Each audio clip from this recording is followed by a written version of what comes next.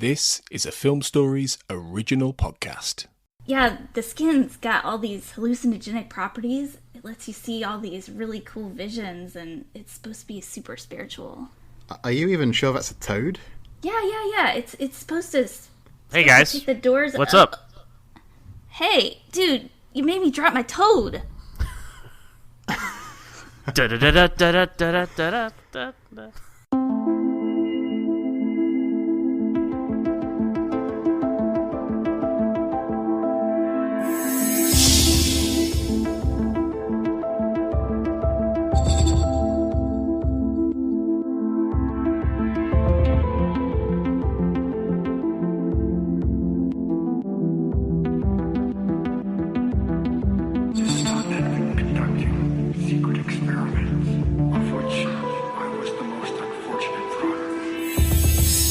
Welcome back to the Xcast. As ever, the truth is in here. I'm your host today, Carl Sweeney, and thank you for joining me for this, which is our discussion about the 22nd episode of the third season of the X-Files, Quagmire. And I'm joined to mark this occasion by not one Southern sensation, but two. I'm joined first of all by Sarah Blair. Howdy, Sarah. Howdy. How are you today? I'm doing great. I've only been waiting 22 years, 4 months, and 12 days for this moment. It's all downhill after today. It is, yeah. This is my peak right here. Yeah. Well, I'm very pleased to be able to bear witness to it anyway. So, Sarah's with me, and also I'm joined by Zach Moore. Hi, Zach. Hey guys, I thought I was a big fan of this episode until I became acquainted with Sarah, and then I realized that I'm just an average fan at this point. Yeah. To Quagmire. So no, it's nice to talk to you, Zach, because our paths haven't crossed before, even though we've both been, regular contributors. So yeah, nice to talk to you. That's true, and all the X casting we have done. I'm glad we finally got to talk about an episode together, Carl. Yeah, me too. And what an episode it is, of course, because like I said, it's Quagmire, which first aired in May 1996, the 3rd of May to be precise. Written and directed by the two Kims. Kim Newton is the scriptwriter, and Kim Manners is the director.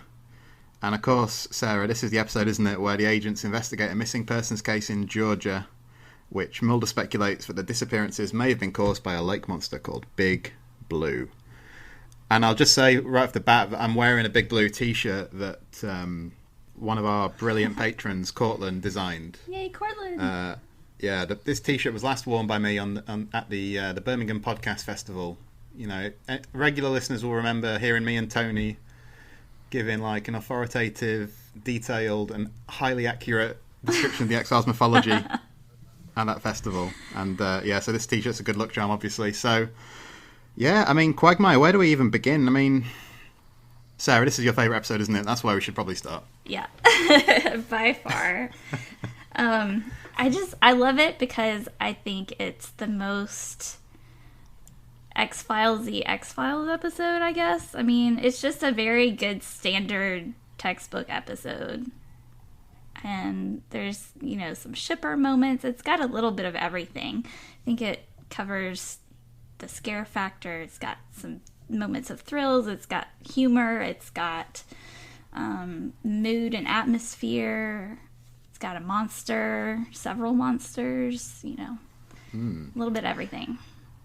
Yeah, no, you've hit on a lot of what I was going to say, actually. I mean, in terms of a mark out of 10 then, I mean, this is probably fairly predictable, unless you decide to, cheat, break the scale. But, mark out of 10 for this, Sarah. Yeah, is... yeah. 12, 15.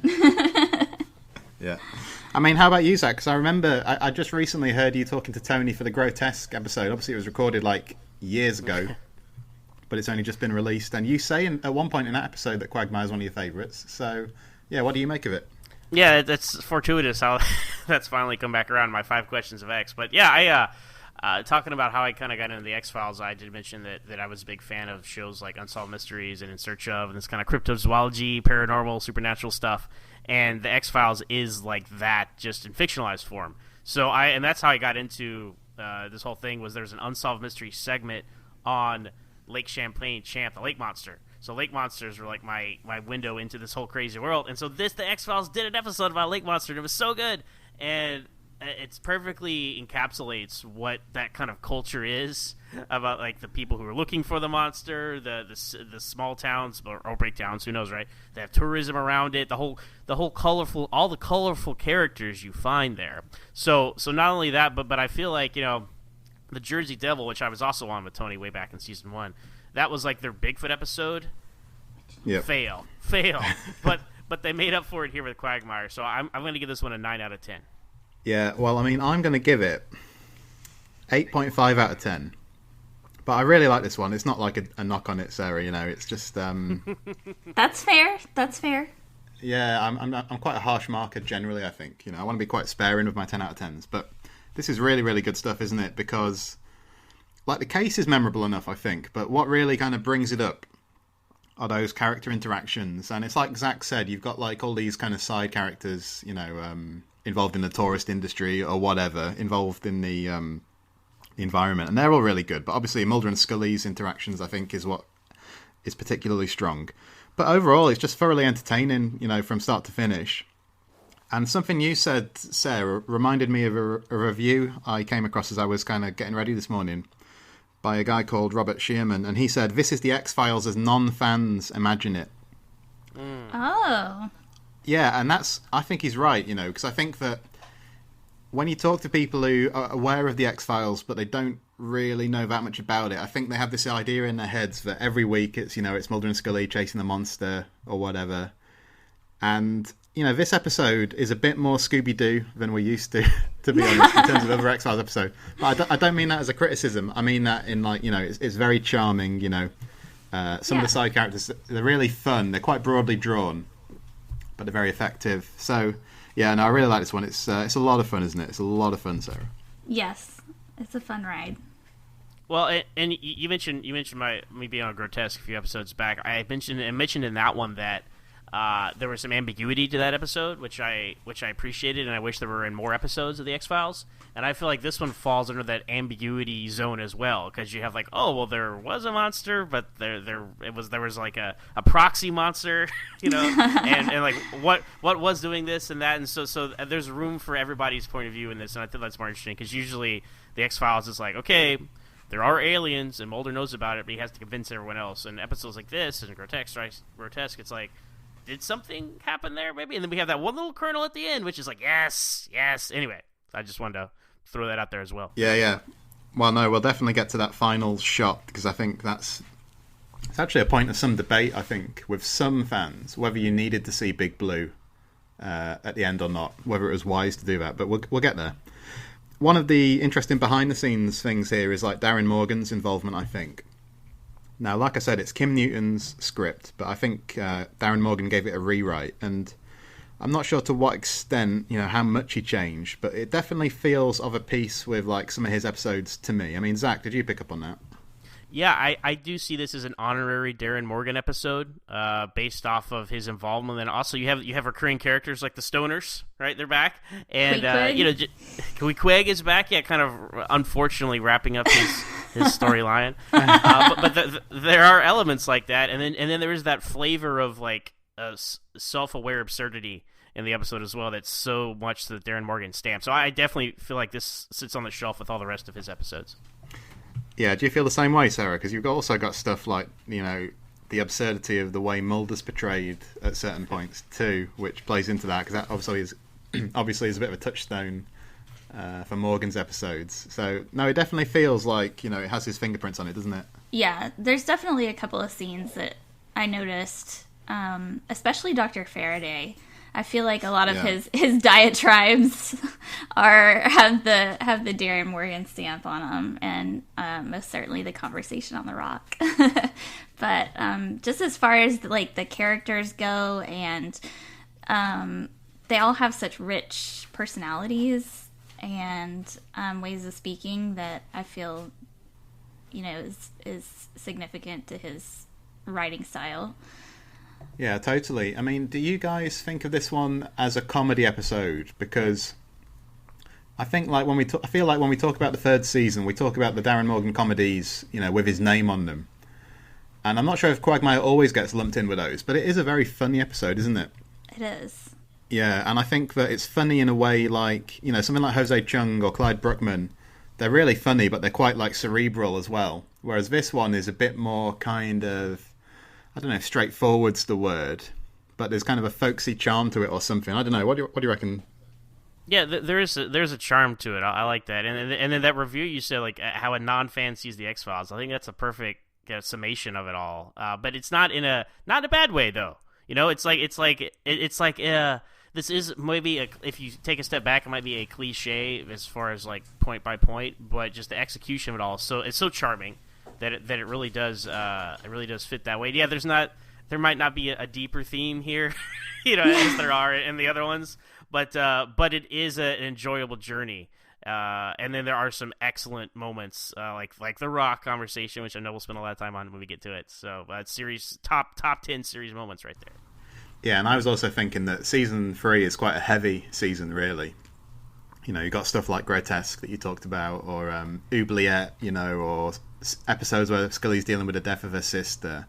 And like I say, there are those other Darren Morgan episodes, but they're a bit more, not intelligent, cerebral is the word I use before. I use that again because I can't think of another one, So I think something like this is a real value. Even this one it has levity, obviously, but they kill a dog, which is like a cardinal sin for me, to kill a dog. So I mean, that even in the fun episode like this, there's some dark stuff. Yeah. Yeah, I mean, Sarah, I was before we get to the scene by scene, I wanted to get your take on like the location here, really, because it's set in Georgia.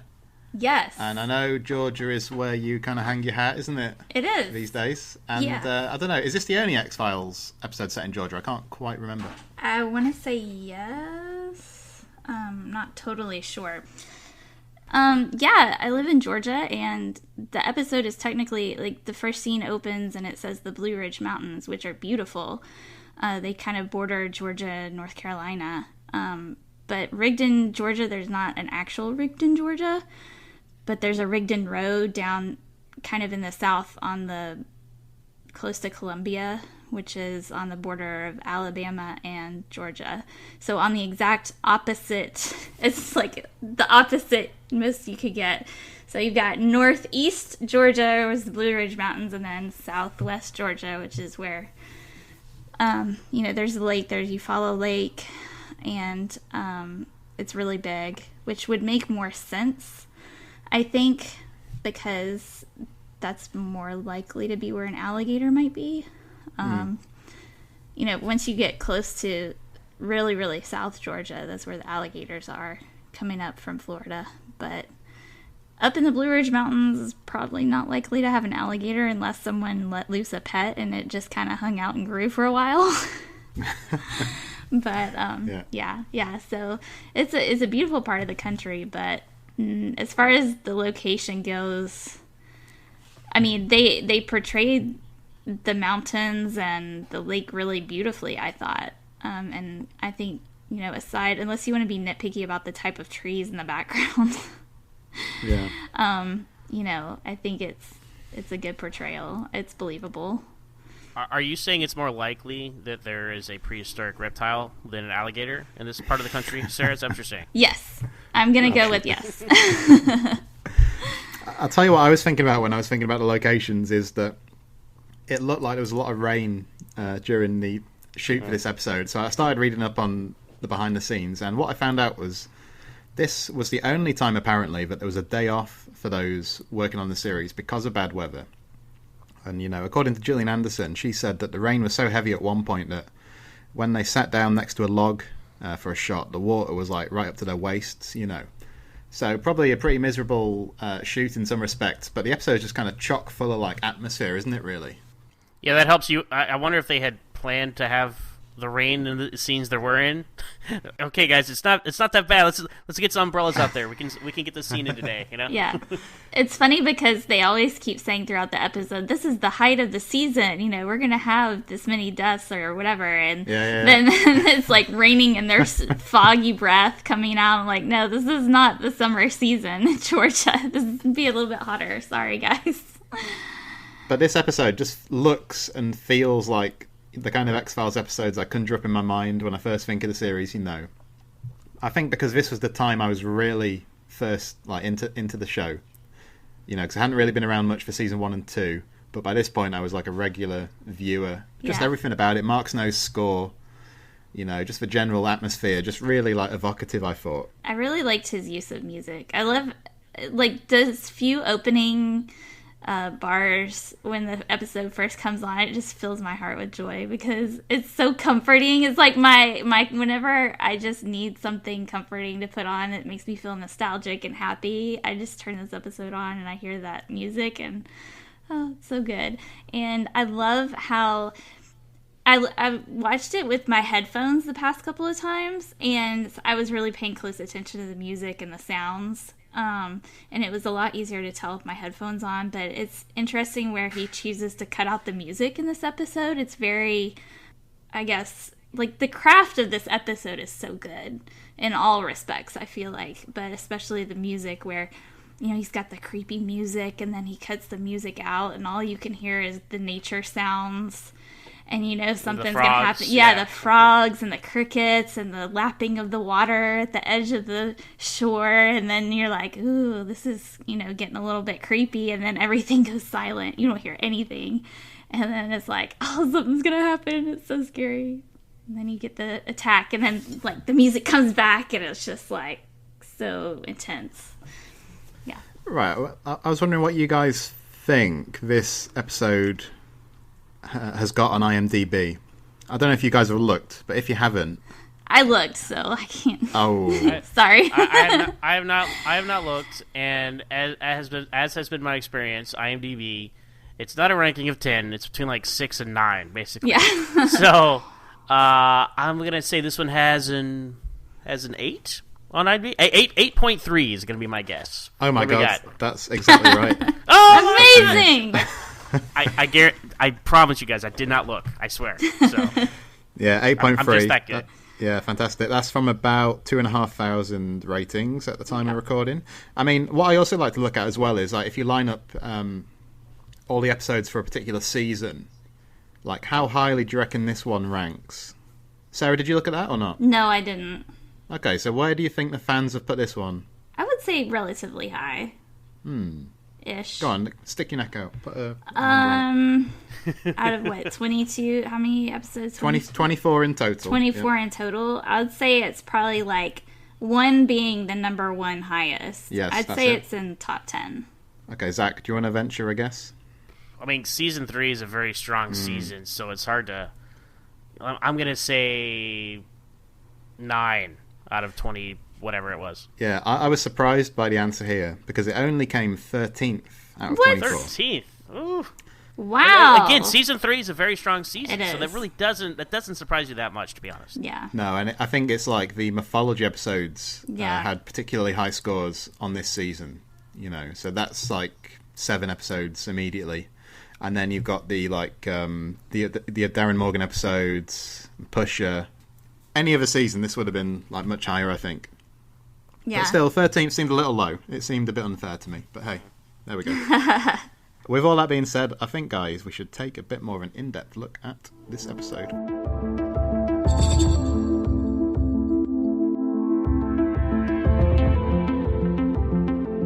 All right, then. So we meet in the teaser, don't we? We meet Dr. Faraday, who's talking to another doctor, Dr. Bailey, about the decline in frog population. He uses the term frog holocaust at one point. Frog holocaust. I have that in my notes. I'm like, really, man? Can we tone it down a bit? That's a little extreme. Well, he was very like strident, wasn't he? You know. Yeah. He was almost like a parody of the character he's supposed to be, which made you feel like more like a Darren Morgan episode than other things, I'd say.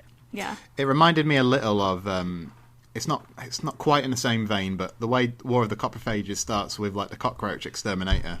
You know, you start with like a professional who can speak, you know, at length, passionately about a subject or whatever. That seemed like a Morgan trait to me. I think at one point he tosses out a line, "You can't turn your back on nature, or nature will turn her back on you." As well. Yes. Which will be very relevant, won't it? Basically, what happens is the other guy gets attacked.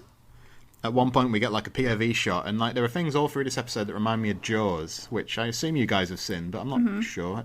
Yes, absolutely. Sarah, have you seen Jaws? Yes. Yeah, so you know the way in Spielberg's film he couldn't really show the shark as much as he wanted to initially because it was kind of malfunctioning and all that stuff. So you get a lot of POV shots from the shark's perspective. Yeah. And here we get it, don't we? It's to kind of obscure the fact it's an alligator, I guess. You know. Yeah. But we get a few of them, don't we, through the episode? Yeah. I really did love those shots throughout the episode. I think it added a nice little creep factor to it. I mean, what did you guys think of this teaser? Because, I mean, I'll tell you what I thought this time was I was trying to remember seeing the episode for the first time, and I was wondering if I knew. Like, I think at this point, you could imagine it's an episode all about killer frogs, couldn't you? Because the teaser closes with, like, a shot of a frog, I think. And that gurgling he makes when he, like, gets... Yeah, I love it. Yeah, no, it was a very effectively shot opening because you see like the rack focus to this frog sitting on a log, and then he jumps off, and you think, is this going to be you think that's going to be the double twist, right? It's like a monster frog, right? Nature's getting back at you or something, right? I don't know, but I'm glad they didn't go that route. But I thought it wasn't a very effective teaser. Yes. Yeah, definitely. I mean, I would give anything to see a monster frog episode of the X-Files. I'll be honest. Save that for the comic books or something. After the credits, though, or after the opening titles, we get Mulder and Scully driving, don't we? And, of course, Queequeg on the back seat. And this is a nice little scene, I think. You know, it's where they're driving past a series of big blue signs. And, you know, we get the backstory about it's a missing persons case. You know, what, Mulder, why are you so interested in this, etc., etc. And Scully's like, tell me you're not serious when she sees that big blue sign. Oh, yeah. The gradual reveal of the billboards is so smart because you say, what's bigger than the sky and older than the mountains? And you're like, what is this going to be? That's how Scully finds out what they're looking for. She's like, "Are you serious?" This is classic X-Files too. Like Mulder calls Scully in the middle of middle of the morning, middle of the night, right? And like they fly out somewhere, and she doesn't know what they're there for. Mulder is so disrespectful of Scully without telling what they're there to do, right? I mean, I think there's something we need to get on the table, though, guys. Here, Sarah, you don't like Queequeg, do you? You know that sweet, adorable dog. I'm not you hate going him. to let you know what I have written in my notes. What I called Queequeg through the whole of my notes. But yeah.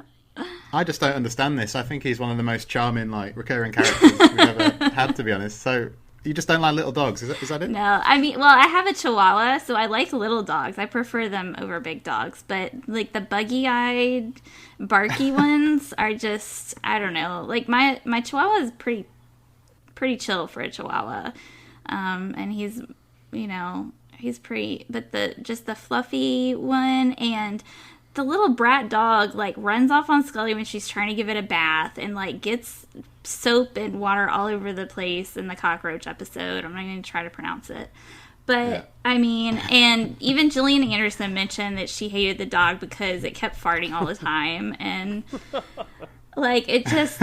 And it's just like so yippity and just into everything, and that is just not my favorite dog. I'm a Dagu fan for sure. That's where my loyalties lay. I must say, Zach, I just have a hard time thinking that, you know, later on when we get Queequeg versus the alligator, you know, Sarah's rooting for the alligator basically. That is, I can't even. I love all dogs, right? But I will say, I see what you're saying, Sarah. Like, if I had my pick of dogs, this would be near the bottom of the list as far as this breed. He ate his owner. I mean, it's out of necessity, you know? Yeah, it was already dead. He was already dead, or she was already dead, you know? What more could have happened to her? Speaking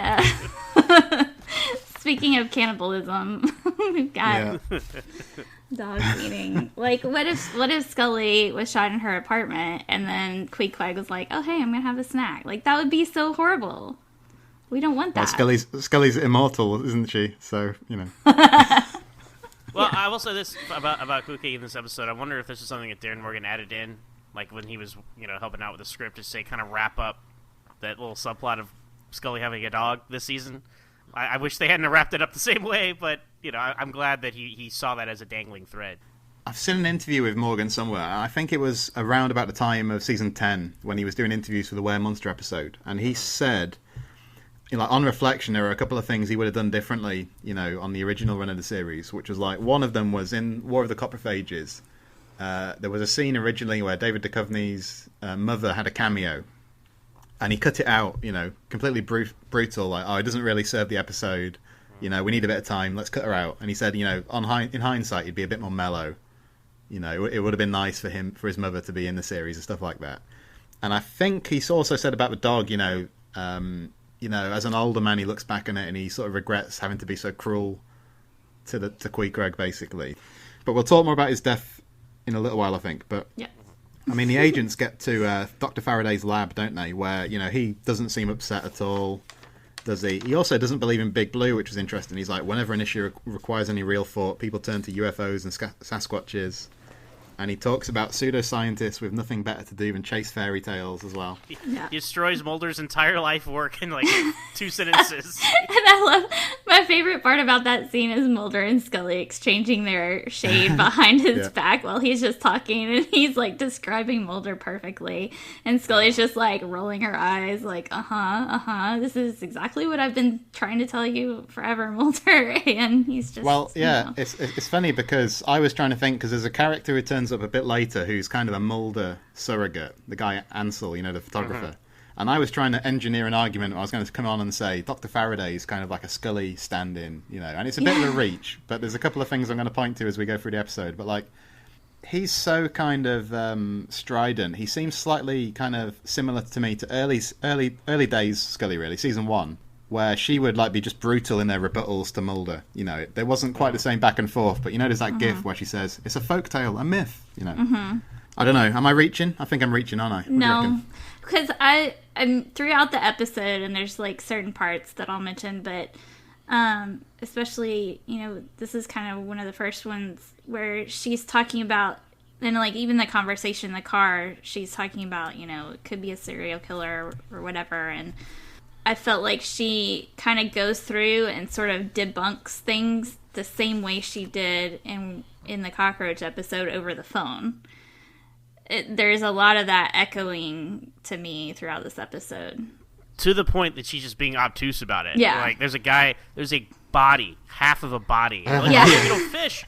And Mulder has to say, like, are fish also known for, you know, eating half and saving half for later? You know, it's like, come on, Scully, open your eyes. You know, Yeah. At some point. But because it has this kind of, you know, tongue-in-cheek kind of charm flavor to it, this episode, it does work. It doesn't annoy me or anything. Yeah.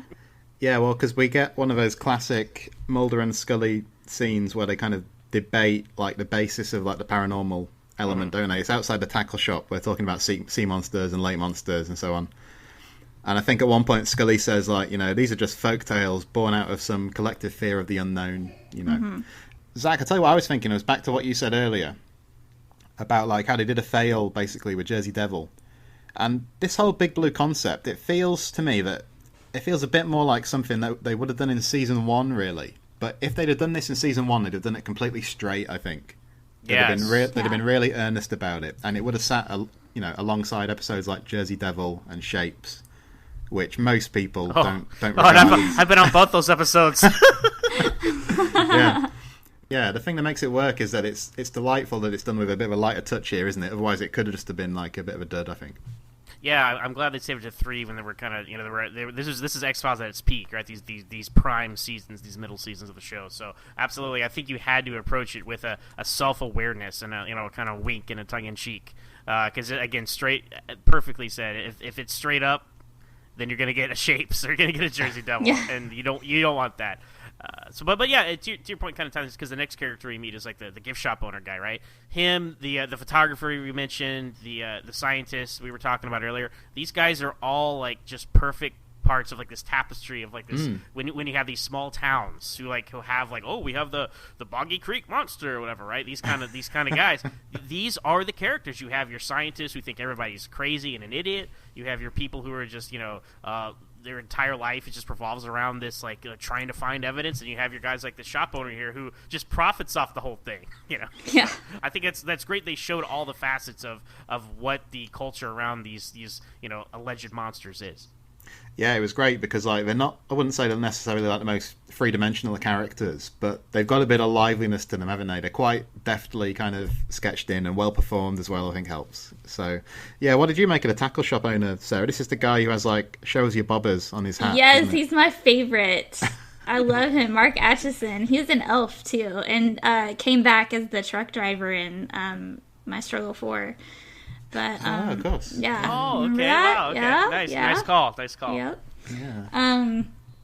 But yeah, I love that hat. I want that hat on my head because it's just, I don't know why it cracks. It's like completely terrible, but I just love it because I love this episode. I want to just live in that gift shop and buy everything. Just go, like, if this was a real thing, I would just go up to Rigdon, Georgia and just go buy all of the stuff. But yeah, I think one of the things I really love is he plays the personality of the guy so well, and his accent is so authentic. And just, you know, he's like, his daddy's cattle got eaten. It makes me laugh every time. And I love this story, how it really establishes the town, like you said, Zach, and each of the characters in the town. And, you know, it really kind of builds up suspense and lets you know a little bit about how the people operate here, and that they all believe that this is, you know, they say, like, I don't know, you have to decide for yourself, but this is my story and this is what I know happened. So, you know, they all kind of believe, except for Dr. Faraday. And like one person who definitely believes is Ansel, who enters the shop, doesn't he? Yeah. And if Mulder's sister being abducted is Mulder's like trauma, then Ansel's dad had a cow that got eaten. Yeah, so I think that's his trauma. Yeah, He really is taking His this parallel quest. pretty far. yeah. Sarah.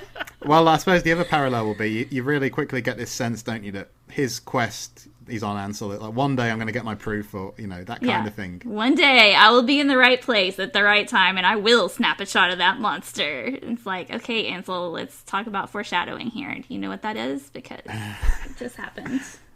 Well, there's kind of a sadness about it, isn't there? Because like with Mulder, he's off on all these adventures and stuff, so he's kind of glamorized. But with someone like Ansel, it's a bit more kind of authentic, isn't it? I don't know. I just felt kind of sad for him, really. Yeah, if Mulder existed in the real world, he'd be more like this guy. Totally. Yeah. Or he'd be more like the Lone Gunman, perhaps. Yeah. Or someone like Max Fennig. Yeah. Right. And that was part of the brief 30-second tangent. That was part of the brilliance, I thought, of season 10, where you first meet Mulder again, and he has become this kind of guy. He's got the tape over his computer camera, right? He has become this lone gunman kind of character, and that's a slip that Scully keeps him from turning into these people, and God bless her for that. So. Yeah. All right, so they go to the lake because The guy walks in, he goes, "We got a floater." Yeah, this is the one you were talking about, isn't it, Zach? Where the guy's like half eaten from the from the waist downwards. He's still there. But thank God he wore his Boy Scout troop master, and he was wearing his Boy Scout belt buckle, and that's how he was easily identifiable, even floating in the water. Didn't Mulder get the wallet out of his back pocket too? I think So. I mean, I was more preoccupied in this scene, like just how much rain there was. I think this is one of the scenes where it's like just chucking it down, you know. Yeah.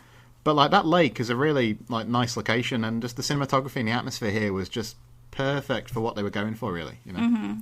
The mood. And I love that in this shot they have the big blue inflatable on top of the building that I really want for my house. I don't think we could get HOA approval for that, but I'm still working on it. Yeah, you're going to get some notes from the Homeowners Association. Yeah. A girl can dream, yeah. Yeah, I don't think I paid close enough attention, sadly. But, I've only seen this episode about 500 times. You notice things. But this is when they find the leg, just the legs, and the bottom half of his body floating there, and Scully's like, oh well, you know, this is lots of boats are coming around here. It could be propeller accident. Fish eat half the body. It's like, come on, Scully, someone bit this man in half. Can you just agree on that? I love how she says we eat fish and fish eat us, and you're like, well, that's kind of logical, except you know. Except he's clearly been bitten in half. Yeah. I mean, it's back to what we were saying about like this being an episode kind of like representing the X-Files as non-fans think of it, because I think a lot of people think Mulder and Scully go back and forth, and she says something ridiculously, you know, it's not applicable to the case. Mulder's always right, and I think that's kind of the vein we're in here, isn't it? You know, where it's a bit kind of, I don't know if it's on the nose exactly, but it's not the most subtle of kind of interactions, I suppose, but it's a lot of fun, is the thing. Yeah. Right. And I love right after this scene, they've got the 3 shots of the lake for atmosphere, and they don't really, I haven't much seen that in any other episode, but I'm glad that they included those shots because they're, first of all, they're just plain old pretty. With, the bird and the lighthouse, or, in the lake, and it just kind of like slows the episode down and kind of makes you like pause just for a couple of seconds. But I love that part. That, or they were just short on time. They had to pass the episode out, probably. I mean, I'm thankful for it for whatever reason it was in there, because I love Put some of that Canadian stock footage in there, guys. Yeah, with 30 seconds short. I think the next thing we see is the shop owner out laying footprints, don't we? And this kind of reminded me in a way of like Mulder being, when he goes out squatching in season 11, kind of. His hoax goes downhill quick. Well, this is perfect though, because this is exactly what I'm talking about. This tapestry of these towns and with monsters and stuff. There's always somebody out there, like either trying to cause a hoax to just get attention or to like maintain the legend. Because obviously this dude runs this gift shop. Right, his livelihood is selling the legend of Bleak Blue, so he's going to go out there and make sure there's still, stuff going on. There have been stories of people faking so many fake photographs or films or footprints or all that. So I love how they even incorporated that thread of the cryptozoology into this, even if it's a silly thing. The guy is giant like alligator feet wherever he was wearing. So. Yeah. He's got maps to sell. It doesn't work out well for him though, does it? He gets kind of his comeuppance because he gets attacked. Yeah. And, like, we get another of these nice little characters turn up the next day, don't we? Because we get the sheriff arrive, and this guy just reminds me of the mayor in Jaws who didn't want to close the beach, Exactly. It's exactly what I thought. Mulder's like, we got to close this lake. It's like, oh, this is big season. Like you said, Sarah, like it's raining. Like there's no one here. What are you talking about, big season? But there's always that theme. Like I've never seen Lake Placid. I guess I maybe should have in preparation for this episode. But I assume it's a similar deal, right? Jaws. Whenever there's a body of water and people are dying, and some level-headed person wants to shut it down. It's like, oh no, we got tourists coming in. We got to keep the shores open. So that's another conflict now that's happening in the episode. In the beginning of the scene, I love the part where Ansel and Mulder kind of, huddled around this footprint, and Mulder's like really excited about it, and Ansel, says, like I said, I recognize his hat. And Mulder goes, how could you not? It's not one that you catch right away, but, when you watch it as many times as I have. I did want to mention that the sheriff who shows up here is played by actor Chris Ellis. He's a really well-known character actor. You've seen like Armageddon or Transformers, Dark Knight Rises. Like he's in all kinds of stuff. So he's one of those guys who you might not know his name, but when he pops up, you're like, I know that guy. He's one of those guys. So I think they discover the shop owner's boots, don't they? That's kind of what happens. Yes, the fake feet. Yeah, that's right. And then, the following scene, we get the return of the stoners from War of the Coprophages, who will also reappear many years later in Mulder and Scully Meet the Were-Monster. Yeah. Carl, is it okay if I say one thing about the sheriff really quick? Yeah, go for it. I love how when Scully comes down the hill and she's got the sheriff, she's like, Mulder, this is Sheriff Hint, and he comes up and he goes, Agent Mulder, is it Mulder? Like, it makes me laugh every time because this is basically when the X-Files was the height of everything. And you've got this guy who clearly is like, who are you? Like, I don't know who you are. I don't really care who you are. And it cracks me up. But yeah, that's all I had to say. That's all right. No worries. Yeah. I obviously haven't watched this episode enough because you're saying all these lines and I've got no recollection of them whatsoever. But yeah, no, that's good. The stoners, they're talking all about how, like, licking frogs gives you, like, kick-ass hallucinations and stuff like that. anyone know if this is true? I want to say it kicks open the doors of your perceptions and swings them wide open, man, is what they say. Yeah. No, I've never tried that. And roads along the way. Mr. Toad's Wild Ride, that's what that's based off of, I guess, right? Yeah. One of those guys gets attacked, sadly. So, the guy, this random snorkeling dude comes out in the middle of this lake and scares the toad away, and then he's like, dude, and then he like gets grabbed from something underneath. It's so scary because you don't know what it is. Is it a lake monster? Maybe. And is it a giant frog? Maybe. And I love how they're standing there watching this guy get attacked, and they're just like, oh, dude. And then you get the shot and you see his head bob up and then it turns to the side and his head is chomped off and it's just so creepy and it's like, oh, special effects. Well, Sarah, that's clearly a boating accident. There's all high traffic area. So it's much standard traffic. Standard procedure for boat propellers to decapitate someone in such a manner. I don't know what you're talking about. I know. Yeah, but Scully says, all that stuff about propeller damage. But she also says, like, regardless of what I believe, there's no hard evidence, but it's what you believe. Yeah. You know. And then the sheriff's like, we've got Freebird and Moon Unit over here. I don't know what they saw. But clearly they are unreliable witnesses. It was nice to see those characters anyway, I suppose. Still doing their thing. Yeah. On their way to Lauderdale. Because that's what you do, is lick toads in the middle of the mountains in Georgia when you're on your way to Lauderdale. I mean, we get another attack quite quickly, don't we? Because like Ansel then is like, he's waiting for a good photo opportunity. There's a nice shot, I think, when the tire on the lake starts to like bob up and down. That was a good little touch. And he's attacked again, isn't he? So, you know. I have a question for you guys. So do you think Big Blue and this alligator are double teaming things throughout the episode? Okay. I wanted to ask you that as well. Like, not to jump the gun, but obviously we have Big Blue as it's understood, right? This plesiosaur, and then you have the giant alligator. And because in some of these shots, it's like I don't think an alligator can get this point of view perspective. Yeah. I think this is one of the shots, probably why you brought it up here. So I don't know. I thought for the longest time, Sarah, I thought there was a little bit of both going on. But honestly, I think there's a through line where no, the alligator ate the frogs are dying off. The alligator had to start eating people, and that's why it escalated so quickly. And I think Big Blue being there is just has no connection to anything that happens in this episode. Well, that's ultimately what I came to my last time I watched it. Well, this was my thought, because I think I think all of the attacks on the humans are the alligators. I feel like Big Blue is having fun with everybody and is just kind of playing around. So when we get to this next scene where they're, throwing the hooks in the lake and dragging the lake and all that, and then when the sheriff gets pulled in, I think that's Big Blue. Because, and she, like, brushes up against, and it's like, hey, you guys are annoying me with all these hooks in my lake here. Like, I'm going to just yank you in really quick and then you say that, and I think that's a good point. That possibly. I think that's a strong maybe. I'll give you that one. But now that we're talking about it, the boat being sunk in a minute here is probably the real big. I don't think an alligator could have done that. No. So that or just Scully's a terrible boat driver. I thought it was that she drove into the rock. Well, I thought so too.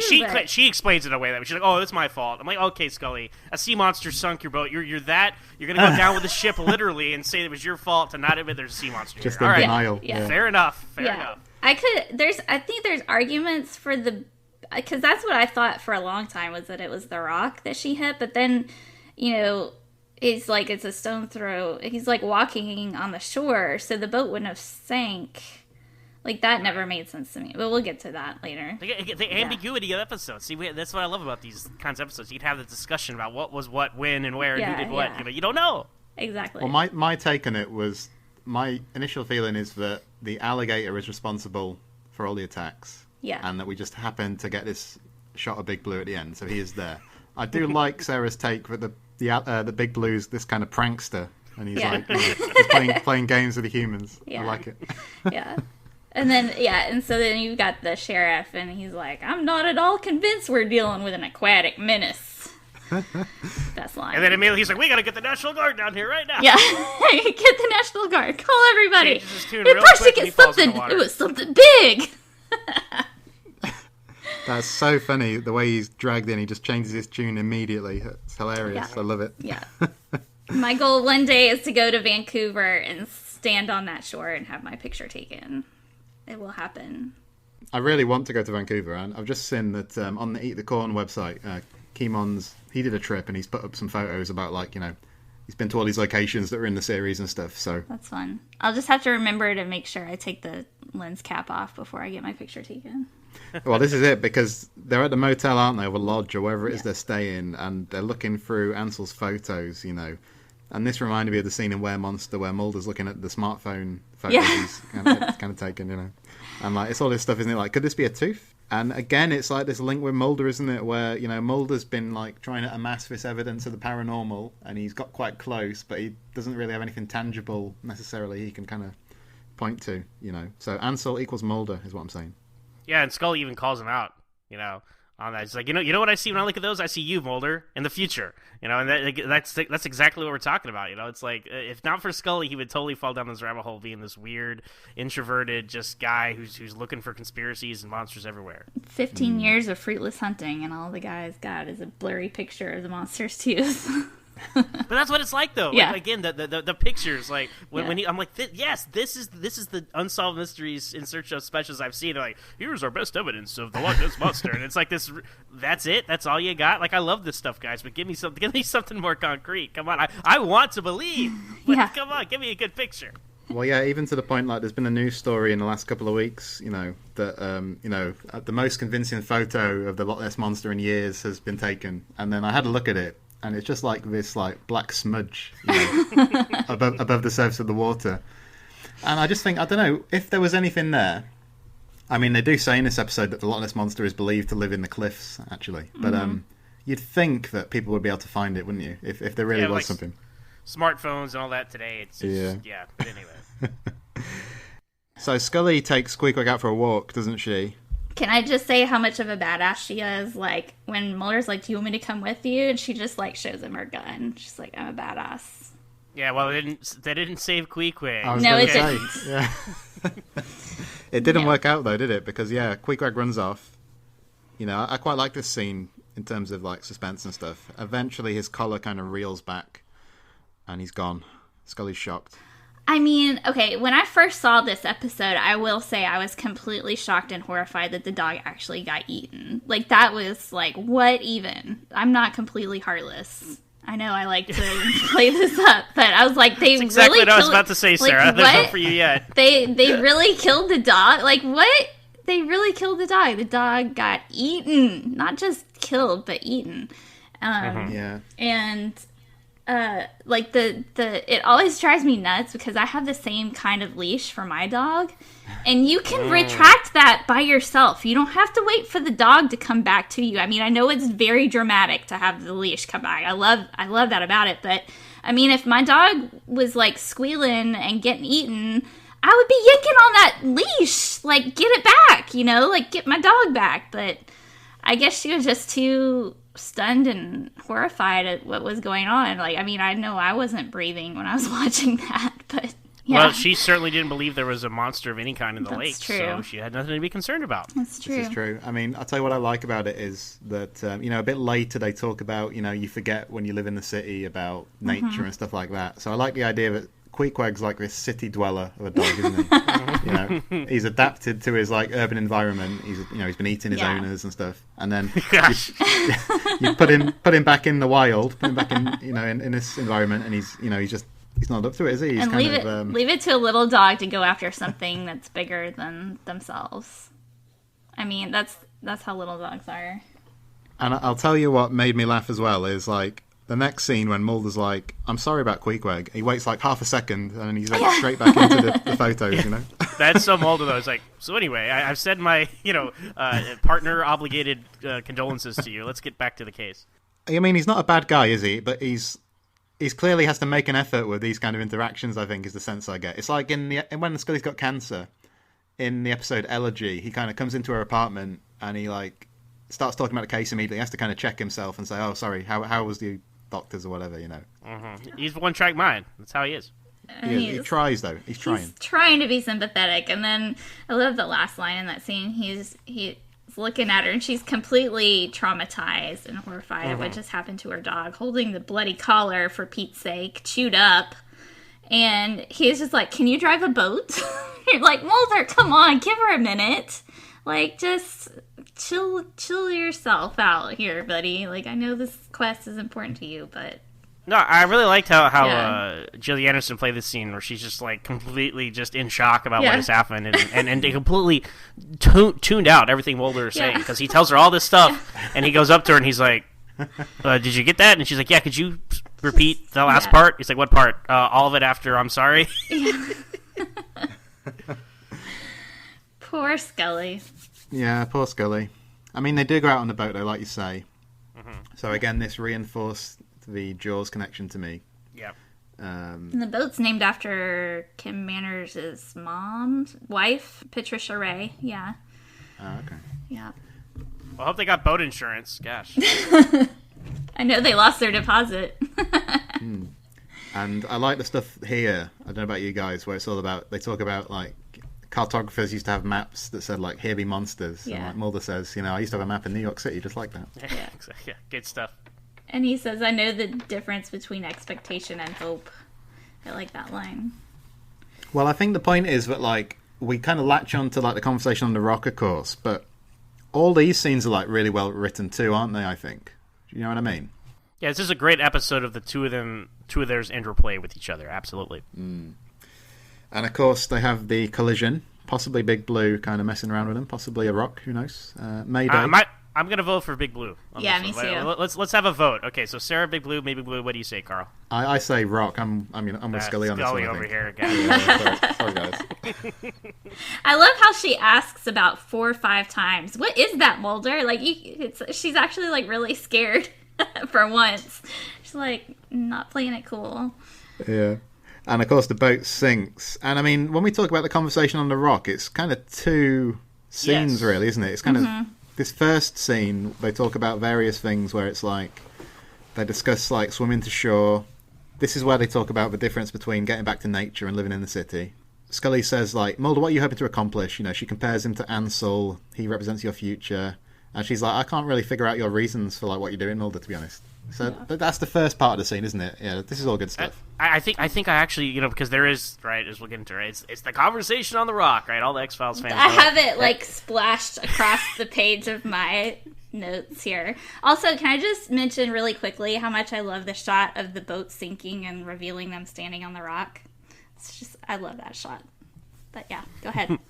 But no, it's a great shot. Absolutely, Kim Manners is a great director, as we know. But like you were saying, Carl, it's kind of a two-part conversation, and I'm gonna go against the grain here and say I think I actually like the first part of it better than the second part, just because it's more about like Mulder's whole journey, and his and like the whole concept of the X-Files period. Like, what are we even doing? Like, what is this about? I like that kind of having an existential crisis about their career choices and what they do. And of course, the second part is more just like the emotional connection between them and all that. And I'm all about that. But it was interesting that it was kind of divided into 2 parts. I hadn't kind of in memory. I hadn't really. I thought it was just one big long conversation with all that in there. There was a little bit of a pause between the 2. Yeah, I'd forgot that. I thought it was just one extended scene. And of course, we get the moment where they're not attacked, but the duck appears. Yeah. So And there's the really splashing too, which I also think is Big Blue. So he's kind of in cahoots with the duck, is it? The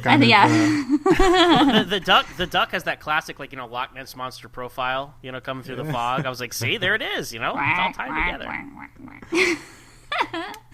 Is there anything else, Sarah, about this first conversation you wanted to talk about before we move to the second part of it? Yeah, the living in the city. You forget night is actually so dark, and then Scully says living in the city. Which is really true. Yeah, it is. It really is. And then, I thought it was interesting how she mentions, like, you're always afraid of being mugged or hit by a car, which I kind of think is telling as far as, Scully goes. Like, that's her fear of living. Like, she's thinking about those things. Being mugged or whatever, being in DC and all that. And Mulder's out there afraid of aliens and government conspiracies. He's not too concerned about being mugged. But, and then she mentions did you guys say about her dad's quote that it's not until you get back to nature that you realize everything is out to get you? And she says, that's why my father always taught me to respect nature, because it has no respect for you, which is kind of a throwback to Dr. Faraday's quote at the beginning. I always get those 2 mixed up when I try to quote them, but yeah. I mean, in terms of like the second part of it, I really like the way it's the way they're posed, really. Like Scully's kind of seated, isn't she? Mulder's kind of led back, shivering, which is really good. And then they get into the discussion of cannibalism, first of all, isn't it? Yeah. You lost some weight, Scully, haven't you? Yeah. I think it's then they start to talk about Queequeg, isn't it? Why they named her? Why she named him Queequeg, right? And before that, Mulder says, he says this creature exists in the earthly confines of this lake, and I want to find it. He's like so adamant about this, and it's like Mulder, like he's like, I guess in my rewatches now, and most recently in the past maybe year or so, I've realized how arrogant Mulder really is to think that there's been this monster existing for thousands of years in this lake. Nobody else has seen it. Nobody else has found it, but he's going to be the one to find it. That's like, I can do, like, he really believes that he's going to be the one after thousands of years. And later on, he says, like, this, Faraday mentions that he's been on the lake for 3 years studying these frogs, and he's never seen hide nor scale of Big Blue. Mm-hmm. And Mulder's like, well, it's a prehistoric animal that's like been hiding for thousands of years. Of course you're not going to find it. It knows how to hide. And you're like, Mulder, but you think you're going to be the one to find it. Okay, that's fine, Mulder. You go ahead. So I'm with Scully on this subject matter. Like, she's just like rolling her eyes, and this whole, like, the Scully shade in this episode is so strong. I love it. But yeah. Well, that's why I like that first half maybe better than the second half, because I think it speaks to the show. Because he's like, we investigate so many things that aren't tangible, that ghosts, aliens, right? But it's like, there is a creature here in this lake. Like, if you just spend all your time and resources in this one area, you have a heck of a lot better chances than like catching UFO or a ghost or something like that. So I get it's tangible. I like that. So anyway. Yeah. Well, I like Mulder's egocentric kind of pursuit of Big Blue, really, because I think it ties in nicely with like the comparison they make with Ahab from Moby Dick, where he's like this so driven, and like everything takes on like a warped significance for him and stuff like that. Well, what's interesting is Mulder kind of pushes back on it, isn't it? Because he says, I really want a peg leg, I'm like, if I had one, if I had a peg leg, he sort of says it would be heroic enough just to survive. So the kind of implication is he'd be a bit more kind of chilled, I guess. Yeah. And, I don't know. It's just it's a nice little back and forth, isn't it? Yeah. And I as a teenager, when I was first watching this episode, that totally spoke to me, because I was just like, yes. I mean, I don't want to be a grown up and have to adult. And even now, it's like I kind of understand that, but I think it's pretty disrespectful at this point. But he's blaming his search for the truth on the patriarchy. If you could just earn a living and wear a necktie, like, life is gonna be good. And but yeah, I think lots of people can earn a living and wear a necktie without destroying the people they care about, like, and putting them at risk. Like, Scully is so like right on when she says it's the truth or a white whale. What difference does it make? Both obsessions are impossible to capture, and trying to do so will only leave you dead along with everyone else you bring with you.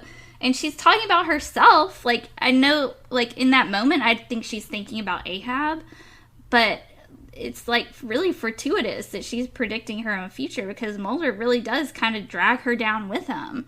I mean, it's like her choice, like she chooses to go with him and pursue this with him, but still, she's talking about herself and talking about him, and so yeah. Yeah, I feel like what you said there at the end there is true as well. Like, it is her choice, and she's kind of willingly signed on for the ride after a certain point. Mm-hmm. So I think sometimes when people talk about Mulder as this kind of guy who like visits all this kind of angst on Scully, because of his quest and so on, I mean, she was a pretty proactive part of it too, to be fair. Yeah. Especially in the first season, like Squeeze and Toombs, she's like, I'm going in the car with you. Like, we're doing this together. So, I do appreciate that it is her choice. But yeah, I thought that was really telling that she would say that about him. Have you guys read Moby Dick, by just out of interest? I've tried. I tried and failed. Yeah, many no, I've seen the movies, and I've also seen Star Trek 2 and Star Trek First Contact, so I feel like I have a very good grasp of the story. Well, I've actually, I had a really nice time once where I was like, between jobs, I had like a week where I had nothing to do, basically, because my new job hadn't quite started, and it was the summer, and nobody else was in the house. So I thought, right, I'm going to read Moby Dick, right? So every day for a week, I sat out in my garden and just like immersed myself in the book. It's about 1,000 pages or something ridiculous anyway. And it's really odd because it kind of alternates between the story and like really in-depth information about whaling, where you like read for like 10 pages about harpoons or whatever. And I was just, by the end of it, I knew so much about how to like catch whales. It was unreal, you know. And so if anyone wants to tackle the book, I do recommend it. It's hard because it's so antiquated.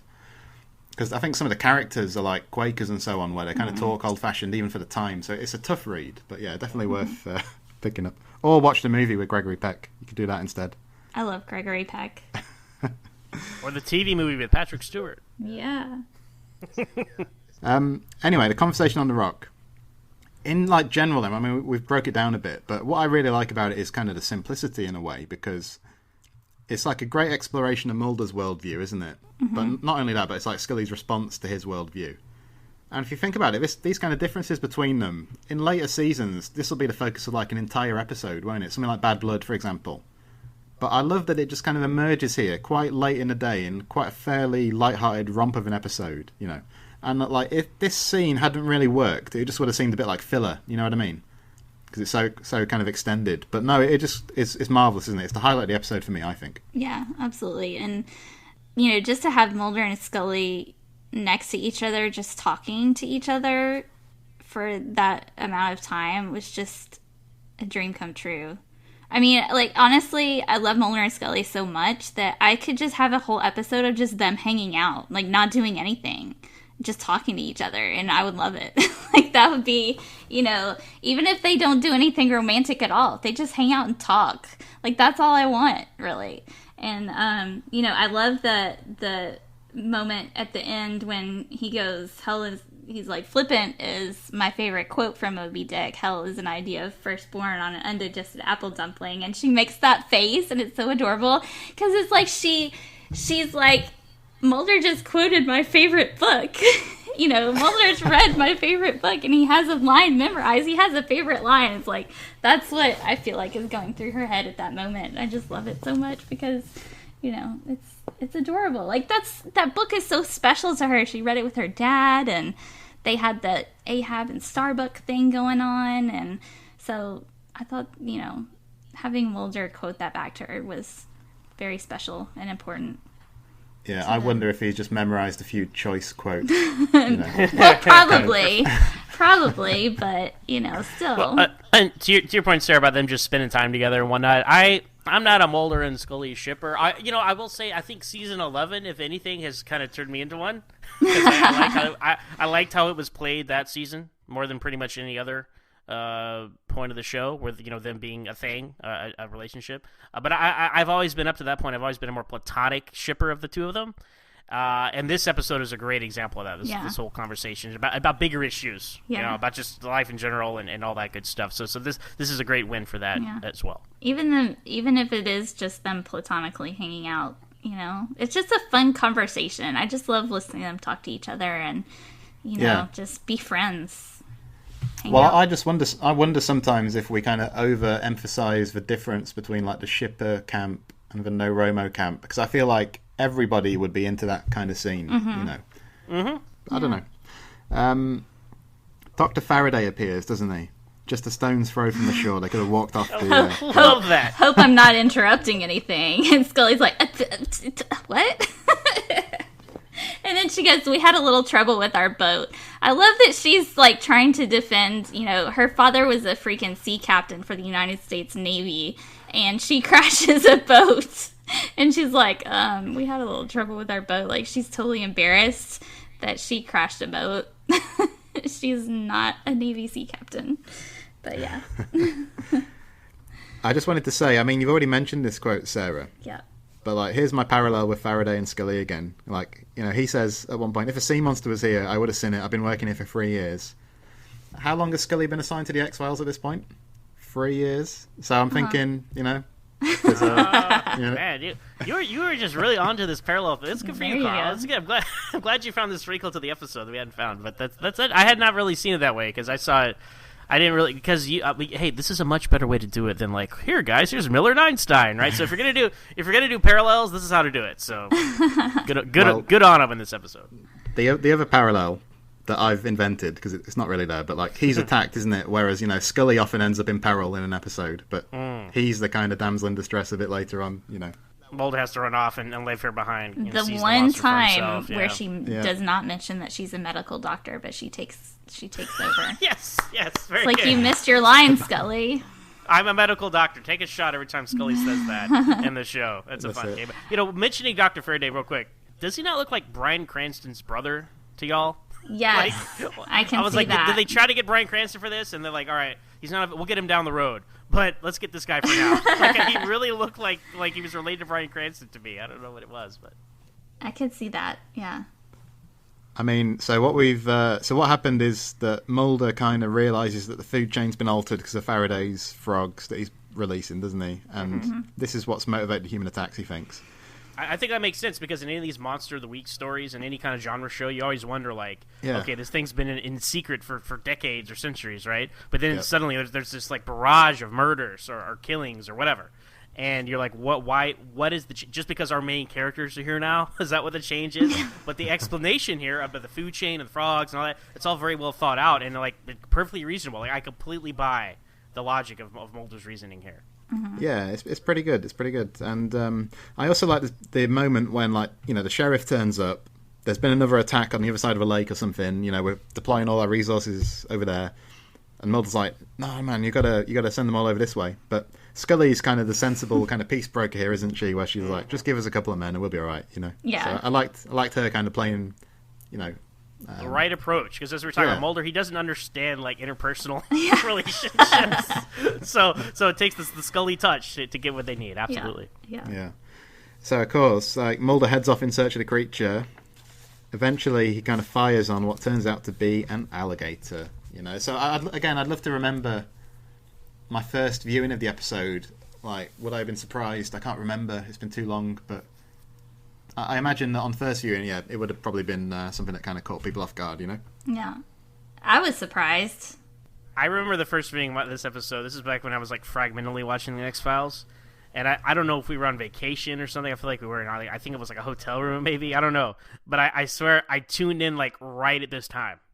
Right when they were talking to the sheriff and the doctor's like, and they find this guy with the leg and Mulder starts running after and we see this. I'm like, what? It's an alligator? And Mulder, he's like, you take care of him, Scully, and just runs away.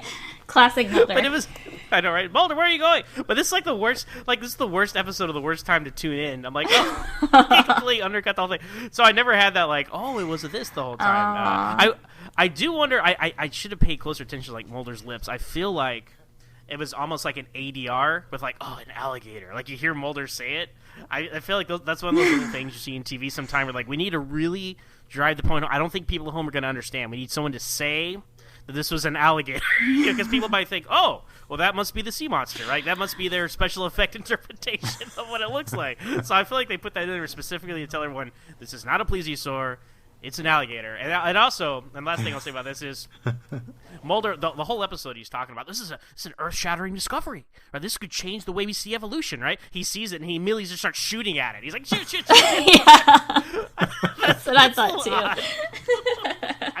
Good, I'm glad I wasn't alone in that. Yeah, well, that's really in character, I think, because, do you remember, in Little Green Men, where he's gone to the Puerto Rico Observatory or whatever, and he sees, the alien figure in the doorway, and again he just goes for the gun there, doesn't he? So no, it's definitely true. Yeah, we come in peace, shoot to kill. Yeah. Yeah, I love how he hangs his head at that, after he kills the alligator, and he's just like, oh man, I really wanted it to be Big Blue. It's just so pitiful, so sad. Well, yeah, because Scully says to him, you slew the big white whale, Ahab. Yeah. And he's so disappointed. He's kind of crestfallen, isn't he? But he wanted Big Blue to be real. He says, I guess I see hope in such a possibility, doesn't he? And Scully says, people want to believe. Yes. I love that scene and that exchange between those two because, it's she's really trying to kind of comfort him, I think. She knows how disappointed he is. Yeah. Poor Mulder. But I think she comforts him a lot better than he comforts her when Queequeg gets eaten. But yeah, also one thing I didn't notice before, I was watching with the captions, because I usually do, but the guys in the truck, when they're backing up, one of the guys yells, "All right, Darren, go ahead." I thought that was a nice shout out to Darren Morgan. I did not notice that. Yeah. Did not Good notice catch. that. It's there. No. Yeah, so. Right. So what about, guys? What about this last sighting of Big Blue then? So the argument against it would be like, you don't need to show Big Blue. You know, you could have had the episode end where, you know, Scully's kind of right. It wasn't a monster or whatever. It was just the alligator that was at work. Does it undercut the drama? You know, would this have been a worse episode if the monster didn't appear? I don't know. I think there's arguments for both sides. I mean, you could have done it like you just saw a ripple on the surface of the water or something, couldn't you? Mm-hmm. I think it makes the episode. I do. I think that whole little wrinkle, like, it's like, oh, okay. But, you know, that, again, like being in a Darren Morgan style kind of episode, right? It's like you have the fake aliens, but then the real alien as well, or something like that, right? Or you have the robotic cockroaches from an alien planet, or just normal cockroaches, right? So you have this. There's always these baits and switches and whatnot, and I really like. I think that brought it all home. Like Mulder, right? It's like he's he's just standing there. Who knows how long he's been standing there looking at the lake after this, right? Because the whole conversation Scully has with him, he's still just standing there looking at the lake.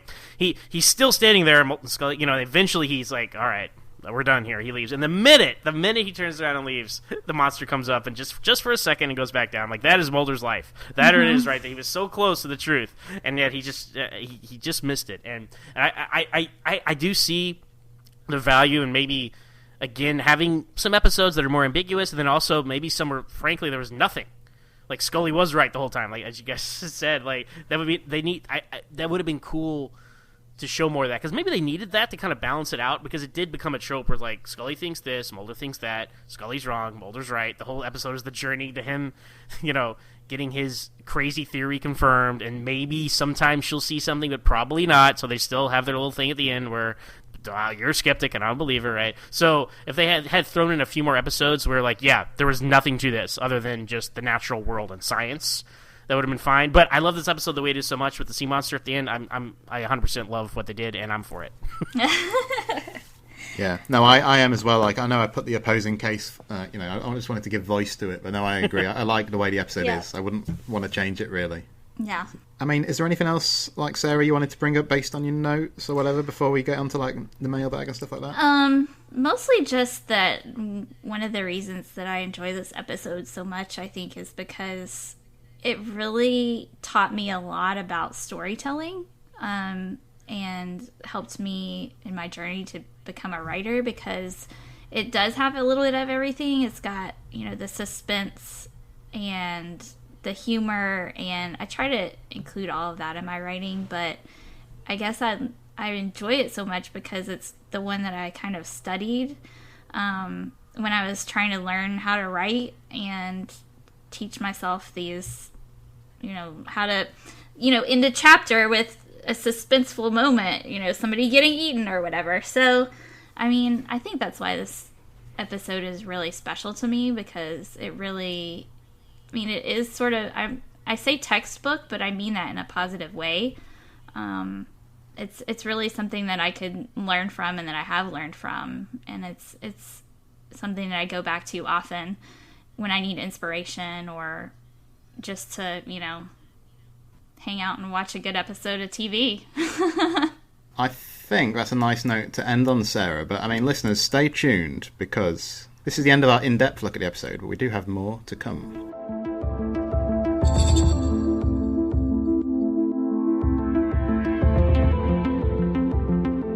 Now then, Zach, you specifically requested, didn't you, that you wanted to be asked the question, do you believe in, on this podcast? So, Zach Moore, do you believe in sea monsters, lake monsters, however you want to put it?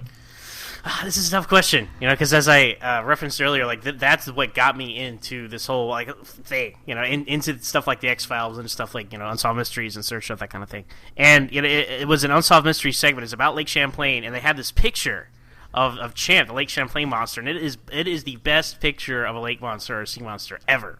Like, it looks like a dinosaur in this lake, and it's just one picture, and there's not a lot of context around it, but no one has really proved what it is or what it isn't. So that alone just ignited the imagination like a 5-year-old me, and I've been on this whole interested in this Mulder quest, right? Not really, but just interested in this kind of stuff. So I think if you had to be like, all right, it comes down to it, do you believe this stuff or not? I'd say lake monsters. Unfortunately, I'm gonna have to say no, honestly, because it's a lake. There's people live around the lake. Like, it's only so big. If it's the kind of animals we think, then they have to come up to breathe. That kind of stuff. So I think there's stuff going on. I think there's a lot of misidentifications, right? I think people that aren't familiar see a swan like from like 1,000 feet away, right? I mean, seriously, like, they don't know. You see an elk, you see a seal. Sometimes you're connected to that. I think eels. Moray eels can get really long, especially if they like get trapped in an environment where they don't go breed. I think they keep growing bigger and bigger. So I think there's a lot of underwater things. They could be bigger fish. So I think it's a combination of logs, right? Who knows, right? Hoaxes. People are always trying to. So it's a really intricate thing. But I think, unfortunately, lake monsters, there might be some sort of unknown fish or eel or squid or something, right? But are there plesiosaurs or aquatic dinosaurs living in the world today? Unfortunately, I'm going to say no. I don't think so. Now the open ocean, who knows what's out there, right? Again, I don't think there might be like plesiosaurs and stuff, but I think there might be things that we don't know yet, because as you hear in all these specials all the time, right, about the unexplained, we know more about the surface of the moon than the bottom of the ocean, right? So I think there is still hope, because I want to believe in these things, and I do. I'm totally Mulder in this category. So I think lake monsters are no for aquatic dinosaurs. I think on the open ocean, who knows what's out there? So that's my take. I would love nothing more than to find out that like the Loch Ness Monster or something was real. I just don't see it happening. I think that, like you say, I think species that we're not aware of is entirely possible. Something of this size, and heft, I don't think that's going to happen. But I mean, Sarah, how about you? Do you believe in this stuff? I'm with Zach. I want to believe. Yeah, and I have. It's been a lot of fun for me. I mean, not to like self-promote or anything, but in my book that I'm writing now, I have an aquatic menace story in my book. It's a throwback to King Arthur and some of his adventures in the supernatural world, and there's this one story in North Wales called the Afanc. I think I'm not totally sure how to pronounce it, Afanac, but so it's a fun story to research, and there's all these tales about how it would eat cows, and they tried to sacrifice a virgin to it one time and chained her up to a tree or something and try to lure it out so they could kill it. And all these stories go back so far and for so long that it's interesting to think about and to hope for that something out there like that could exist, but it really probably is just a crocodile or an alligator. But yeah. On that note, let's have a look at what our listeners said about Quagmire, because popular episode, so plenty of people chipped in on this one. I'll start with a couple of people who weren't as keen on it. So Adam Silver said, "This is one I didn't know there was such love for until later. Outside of the conversation on the rock, I don't think it's great, and the end is hokey. I actually remember this being an episode I had to apologise for to a new viewer to convince them to keep watching."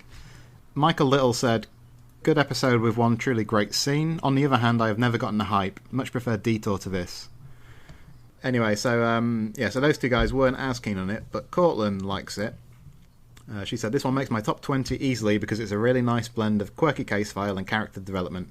I think it is also a rare instance where the X-Files tackles a mythological beast and gets a good episode out of it. I tend to favour more light-hearted episodes, and I think in spite of the dark atmosphere and the death of poor Queequeg, this is one of them. Also, of course, the conversation on the rock is one of my favourite Mulder and Scully conversations, right up there with Her Name is Bambi in this season."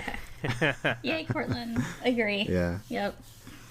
And a couple of other really positive people. So Andrew Blake said, "Great episode, it's fun, and the rock convo, of course, is superb."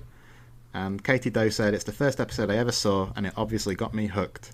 Pun intended. Heyo. That's my kind of pun. It's a great first episode. I'm jealous, Katie. So yeah, no, it's definitely a firm fan favourite. That's how it seems, isn't it? Yeah.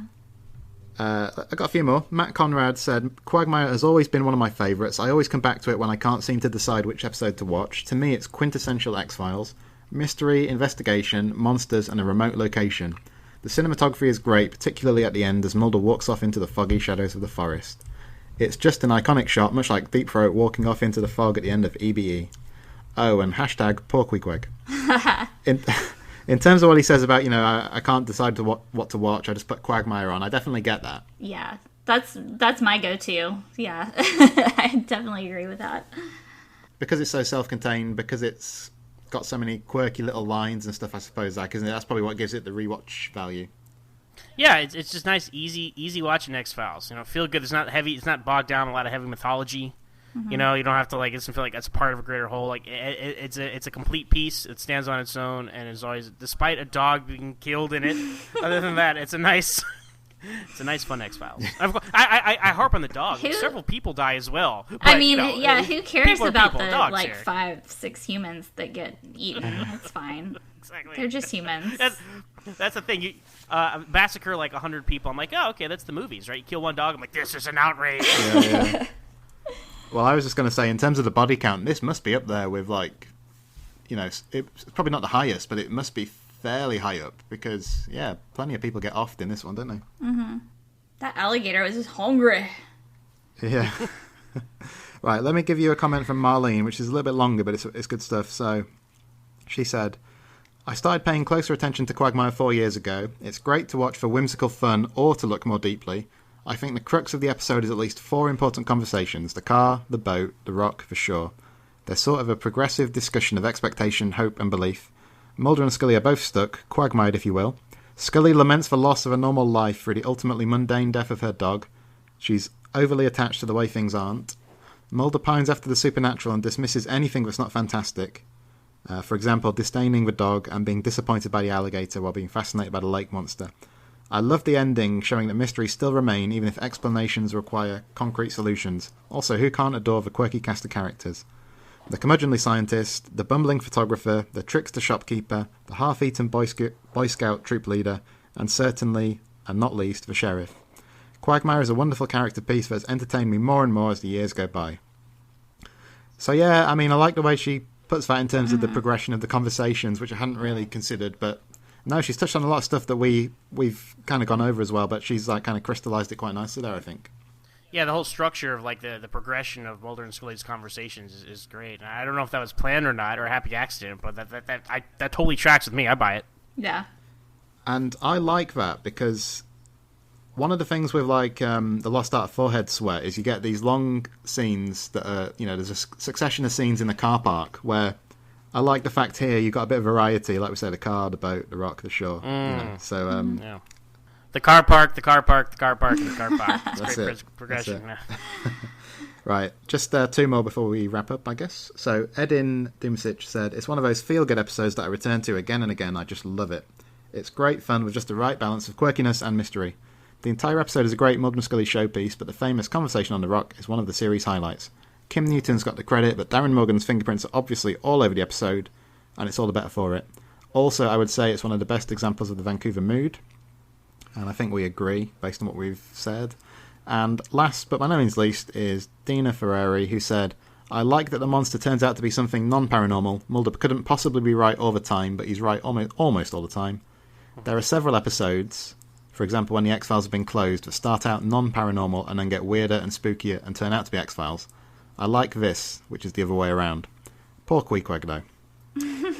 Yeah, that's a great point. That's what I was trying to say earlier. That's a great point of it'd be nice to have some, just for variety's sake and for balance's sake, that are not always something supernatural, paranormal. Yeah, I did appreciate that twist in this episode because, it's always fun to try to figure out when I'm telling stories.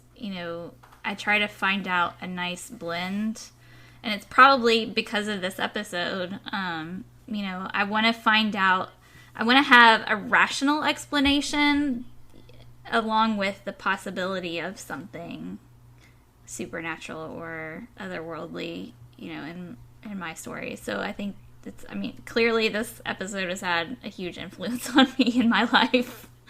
But, so I do like that it is the alligator eating the people, but then you've got the other couple of things that happen throughout the episode that's possibly Big Blue, which is why I do like that they show Big Blue at the end, because you're like, oh, yep, the truth is out there, and it does give you reason to cheer for Mulder that he does have hope. And I feel like if it was just if we didn't see Big Blue at the end, I feel like we'd just be like almost kind of as disappointed as Mulder. But having Big Blue there, you're like, oh yeah, it's like that last little wink for the audience, and I really appreciate that. Yeah, I like that. Yeah, it's like he's got the hope that kind of comes from within. You know, we know he'll kind of pick himself up and dust himself down and get on with it again, and the audience has seen Big Blue, and that kind of gives us hope in a weird way. I don't know, but yeah, no, I like that take on it. Yeah, Garrett, because it gives you the it doesn't make you feel like his whole life is for what, you know, kind of like they're talking about on The Rock, like what are we even doing, what have we accomplished, you know? It's like, well, look, there's stuff out there, we should keep looking, we'll find it. Yeah. All right, guys, I think we should leave the lake monsters for today. So before we go there, I mean, Zach, do you want to take it first? I mean, what else have you been up to online? I know you got the Smallville podcast and some stuff you've been doing with Brandon. What do you want to kind of point people towards? Yeah, so I'm also the host of my own podcast, Always on the Smallville. You can find us on Twitter at Always Smallville with one S, and we talk about each and every episode of the Young Superman show from the 2000s. And also, I'm the host of Standard Orbit, a Star Trek original series podcast. You can find me on the Trek FM network over there at Trek FM on Twitter. We talk about all things old and new, Captain Kirk and the Enterprise. And I do have a limited run podcast with called Halloween H4O with fellow ex-cast contributor Brandon Shea Mattello. We're talking about the entire Halloween franchise, from the first one all the way up to Halloween, which is an odd title for a reboot sequel. But anyway, from Halloween to Halloween, we're talking about all the every film in the franchise over there on the Talk Film Society. And you can find us over there at Talk Film Society on Twitter. Great stuff. And Sarah, how about you? What are you up to these days? Where can people find you? Always in the basement. Yeah. I'm over on Twitter mostly at Sarah, SARAHLBLAIR, Sarah L. Blair. I've got a book out that's called Darkness Shifting that I wrote. There's lots of little X-Files Easter eggs in there that I've hidden around because it's my favorite show, in case you didn't know. So it's a fun book, fun read.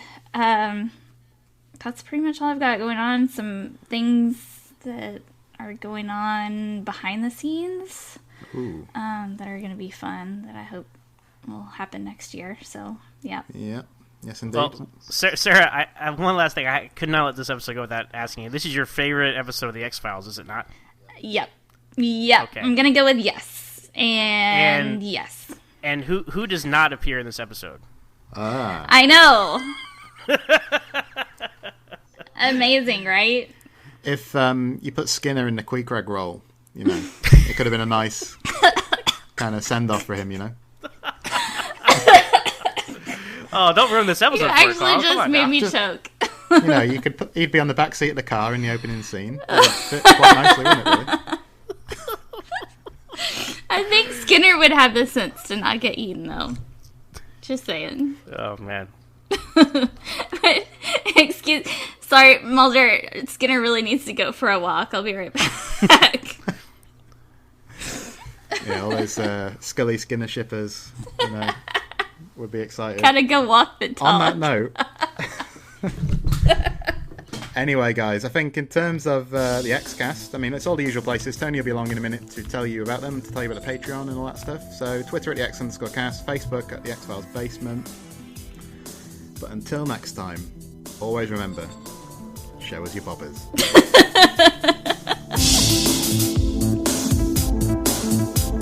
The X-Cast, an X-Files podcast, is produced and presented by Tony Black, alongside a dedicated group of podcasters and X-Files fans. You can find us on Twitter at the X-Cast, and on Facebook if you type in the X-Cast, or at our group X-Files Basement, an X-Cast podcast fan group, where you can continue the discussion about all things Mulder and Scully.